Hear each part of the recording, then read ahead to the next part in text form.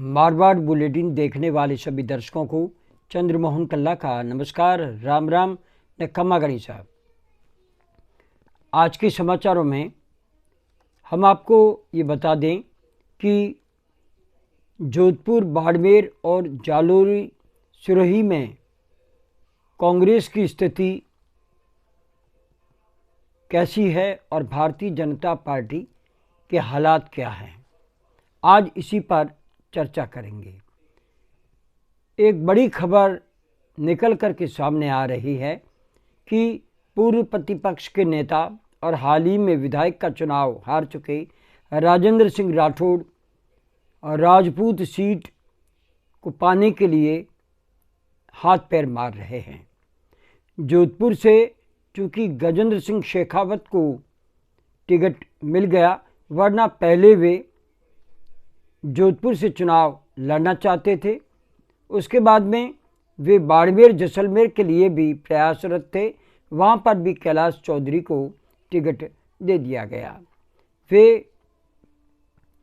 Rajput voters को लेकर के अब मारवाड़ से राजसमंद की ओर मुड़ चुके हैं और राजसमंद में दिया कुमारी जो कहेगी वही टिकट फाइनल होगा। तो दूसरी ओर वे जयपुर ग्रामीण पर भी नज़रें टिकाए हुए हैं, लेकिन वहाँ से सतीश पूनिया भी टिकट चाहते हैं।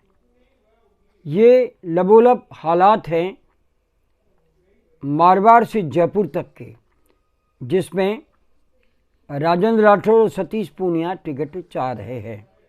अब बात करते हैं हनुमान बेनीवाल की, जो कि मारवाड़ में 3 स्थानों पर कांग्रेस से गठबंधन करने के लिए प्रयासरत हैं। नागौर, जोधपुर और बाड़मेर।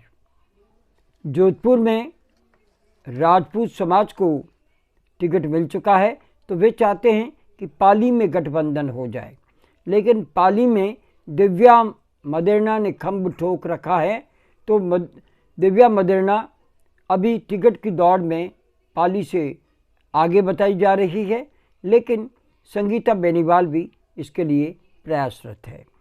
बात कर रहे थे अपन हनुमान बेनीवाल की, तो आपको बता दें कि हनुमान बेनीवाल अपना राजनीतिक भविष्य इस लोकसभा चुनाव में टटोलने वाले हैं। वे विधायक हैं, लेकिन उन्होंने हाल ही में अपने सोशल मीडिया पर सांसद बनने के बाद में उन्होंने जो काम किए वो गिनाया है और ये संकेत दिए हैं कि वे सांसद का चुनाव लड़ सकते हैं। तो अब नागौर में अगर गठबंधन होता है कांग्रेस से या फिर बाड़मेर से गठबंधन करने के लिए हनुमान बेनीवाल तैयारी में है, लेकिन बाड़मेर में गठबंधन के बाद में उनके नज़दीकी नेता उमेदाराम, जो कि लंबे समय से प्रयासरत है, वे सूत्र बताते हैं कि इन दिनों हरीश चौधरी के संपर्क में है। ऐसा कहा जा रहा है कि वे हनुमान बेनीवाल का साथ छोड़ करके कांग्रेस के टिकट से बाड़मेर से खड़े हो सकते हैं, लेकिन ये एक कयास है। वास्तव में तो कुछ दिन बाद में स्थिति स्पष्ट होगी कि उमेदाराम आरएलपी से चुनाव लड़ते हैं या कांग्रेस से टिकट पाते हैं, क्योंकि उमेदाराम हरीश चौधरी और कैलाश चौधरी जाट बिरादरी के हैं और वहाँ पर 22 लाख मतदाताओं में से 15 लाख मतदाता जाट बिरादरी के हैं।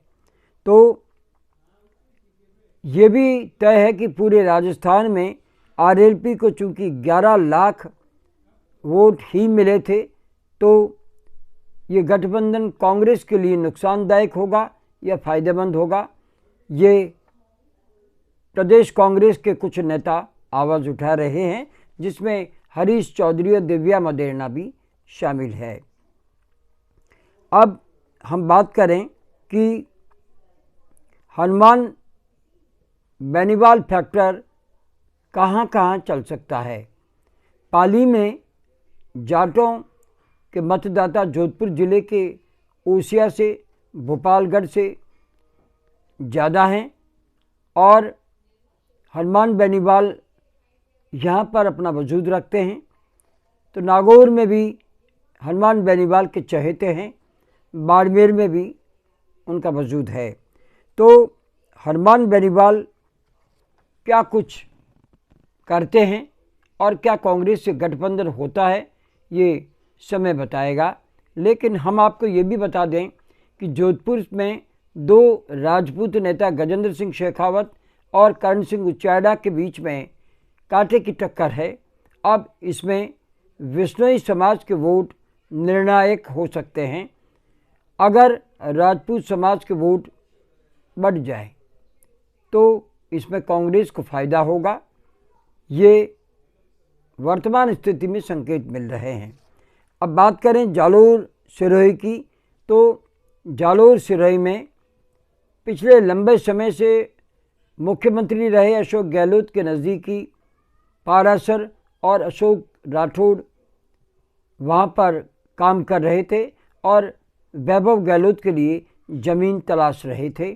और ये भी आपको बता दें कि डिज़ाइन बॉक्स में वर्तमान समय में वैभव गहलोत का पलड़ा भारी नज़र आता है और धीरे धीरे जालोर सिरोही के प्रत्याशी जो पहले बूटा सिंह को बाहर से आए प्रत्याशी के रूप में जीता चुके हैं और उसके बाद में अब वैभव गहलोत जो खुद भी एक चर्चित चेहरा है, उनकी और झुकाव होगा या नहीं होगा ये समय बताएगा। फ़िलहाल हमारा इजाज़त लेने के लिए समय हो चुका है और ये बुलेटिन यहीं समाप्त करते हुए हम आपसे इजाज़त चाहते हैं। लेकिन इजाज़त लेने से पहले हम जानना चाहते हैं कि आपको ये चैनल कैसा लगता है। अगर आपको ये चैनल पसंद है तो इसे सब्सक्राइब करें, लाइक करें, शेयर करें और इस चैनल को बढ़ावा दें। अब आज्ञा दीजिए। नमस्कार, शुभ रात्रि, शब खैर।